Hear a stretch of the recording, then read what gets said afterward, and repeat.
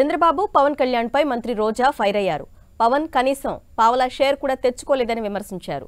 118 సీట్లు ప్రకటించినా ఇంకా గందరగోళం నెలకొంది. పవన్ కళ్యాణ్ ఎక్కడ పోటీ చేస్తారో తెలియని పరిస్థితి ఉందన్నారు. రాష్ట్ర భవిష్యత్తు కోసం పొత్తు అంటే ప్రజలు నవ్వుకుంటున్నారని ఆరోపించారు రోజా. జాబితా చూసాక పవన్ కళ్యాణ్ అసలు ఎందుకు పార్టీ పెట్టాడు అని మాకే కాదు, ఈరోజు జనసేన కార్యకర్తలు నాయకులకు కూడా అర్థం కావట్లేదు. ఎందుకంటే పవర్ షేరింగ్ అన్నాడు, సీట్ షేరింగ్ అన్నాడు, ఓట్ షేరింగ్ అన్నాడు, కానీ పావలా శాతం కూడా సీట్లు తెచ్చుకోలేకపోయాడు ఈ పీకే పవర్ స్టార్ అనేది. ఈరోజు ప్రజలు అంటున్నారు ఈయన పవర్ స్టార్ కాదు, పవర్ లేని స్టార్ అని. జనసేన అంటే కుక్క బిస్కెట్లు వేస్తే తోకూపుకుంటూ మన వెనక తిరుగుతారు, వీళ్ళకి 10-15 సీట్లు ఎక్కువ అని తెలుగుదేశం వాళ్ళు మన అవమానిస్తున్నారు. మన పార్టీ ప్రజల కోసం పుట్టిన పార్టీ, మనం ఎవరి బిస్కెట్లకి తల వంచం, మనమే వాళ్ళకి ఎన్ని కావాలో అన్ని ఇస్తామని చాలా పెద్ద పెద్ద మాటలు మాట్లాడారు. మరి ఈరోజు 24 సీట్లకి కుక్క బిస్కెట్లు వేస్తే తోకూపినట్టు ఎందుకు తోకూపుకుంటూ చంద్రబాబు నాయుడుతో ప్రెస్ మీట్ పెట్టారో పవన్ కళ్యాణ్ చెప్పాల్సిన అవసరం ఉంది.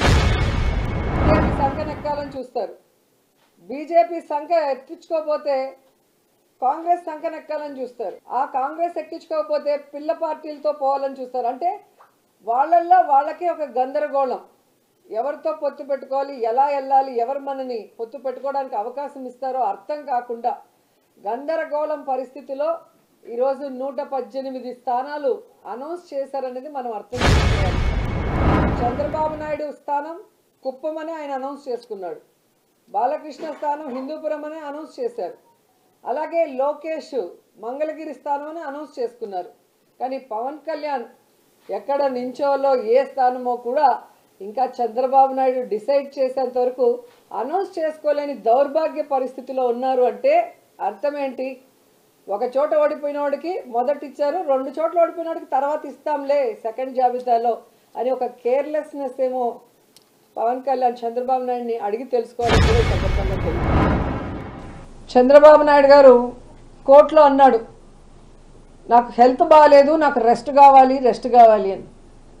నిన్న కుప్పంలో భువనేశ్వరి అమ్మ చెప్పింది, మా ఆయనకి రెస్ట్ కావాలండి, ఆయన పని అయిపోయింది అని.